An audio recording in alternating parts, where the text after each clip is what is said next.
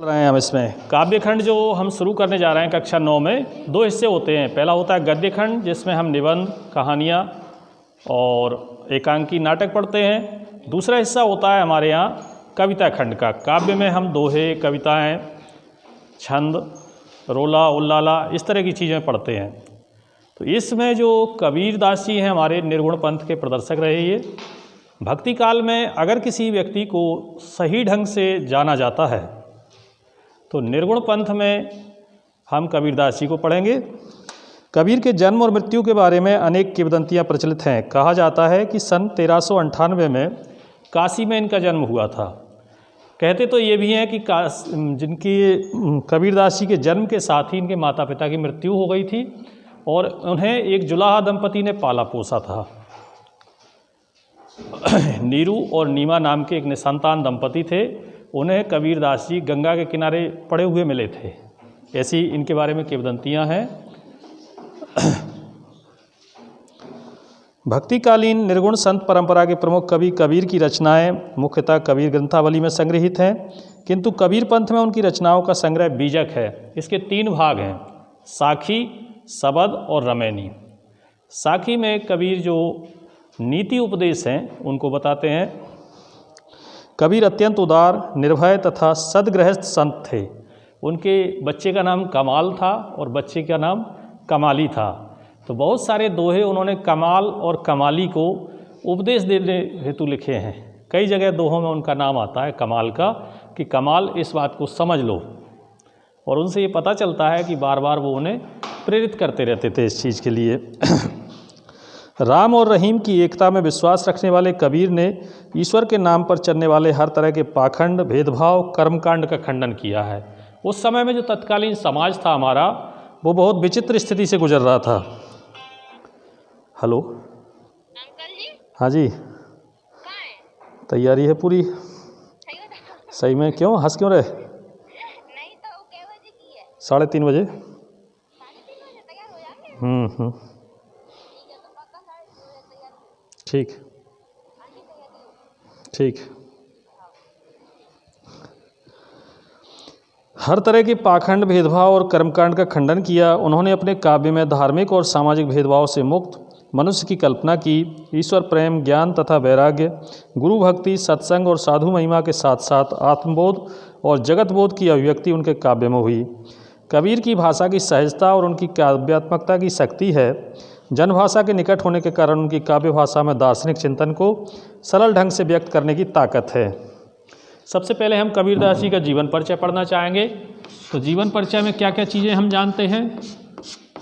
आप लोगों ने जीवन परिचय लिखना सीखा है क्या? पहले आप लोगों के लेवल पर जो जीवन परिचय आता है उसमें इनकी जन्म और मृत्यु को लिखा जाता है। केवल जन्म 1398 और मृत्यु, इसमें 20 साल, 120 साल जोड़िए, कितने हो जाएंगे? 1498, 1520 के आसपास हुई, 120 साल लगभग। ये सब क्या माना जाता है? लगभग है, कोई प्रमाणिकता नहीं है इसमें कि कब से। ये बताया जाता है कि 120 साल जिए। कितने जिए? 120 साल। तो लगभग 120 साल तक कबीर रहे।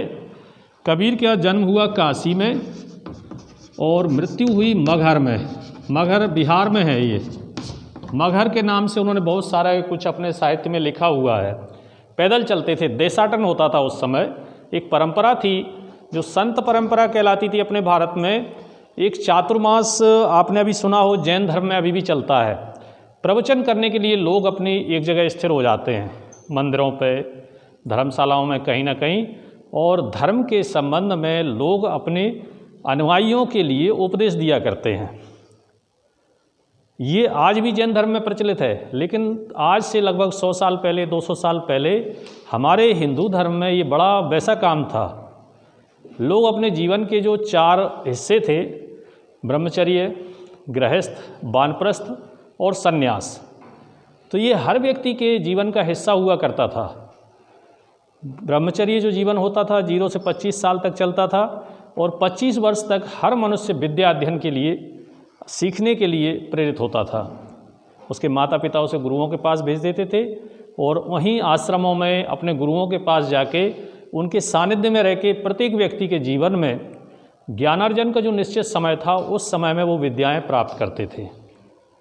25 साल से 50 साल का जो टाइम था वो वापस अपने घर गृहस्थी में बच्चों के साथ, अपने माता पिता के साथ मनुष्य फिर गृहस्थ जीवन में प्रवेश करता था। 50 साल का होने के बाद एक वानप्रस्थ का नियम था। वानप्रस्थी क्या होते थे? धीमे धीमे उन सांसारिक चीज़ों को छोड़ते थे जिनमें वो लिप्त हो गए थे, और 75 साल के होते होते अपनी सारी जिम्मेदारियों का निर्वहन करके, सारे कार्यों से निवृत्त होके समाज सेवा और देश सेवा के लिए, मनुष्य सेवा के लिए समर्पित हो जाना, ये कहलाता था संन्यास का हिस्सा। बाकी आयु अगर जीवन 100 वर्ष का है तो 25-25 वर्षों के 4 हिस्सों में बटा हुआ था। हमारे यहाँ जो हिंदू जीवन पद्धति थी वो इस तरह की थी, एक बड़ी स्पेशल तरीके से बनाई हुई व्यवस्था लंबे समय बाद, लेकिन धीमे धीमे समय के साथ उन सब व्यवस्थाओं में भंग हो गए। आज तो कुछ समझ में ही नहीं आता कि किस तरफ से हम किस तरफ की तरफ जा रहे हैं। एक विचित्र सा टाइम है आज के टाइम में। तो ये संत महात्मा थे पुराने, चाहे रैदास जी हों, चाहे मीराबाई हों, चाहे सूर हों, चाहे तुलसी हों, चाहे कबीरदास जी हों या गुरु नानक देव हों, इन सब लोगों ने उस पुरातन परंपरा को मनुष्यों के बीच, जो समाज था उसके बीच ले जाने की कोशिश की।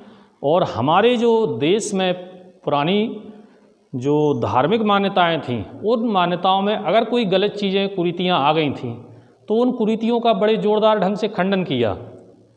स्वयं कबीरदास जी ने लिखा कि पाहन पूजे हरि मिले तो मैं पूजूं पहाड़, याते तो चाकी भली पीस खाए संसार। बताइए, इतना सुंदर शब्दों में कौन रोक लेगा? मूर्ति पूजा जिसको लेके बहुत सारा विद्वेष फैल रहा था, हिंदू, मुसलमान और अलग अलग जातियों में बटा हुआ हिंदू समाज, ये जो विद्वेष की जो भावना थी, सामाजिक परेशानियों की जड़ जो बन रही थी, उसको रोकने के लिए कबीर ने बड़े जोरदार शब्दों में दोनों को ललकारा।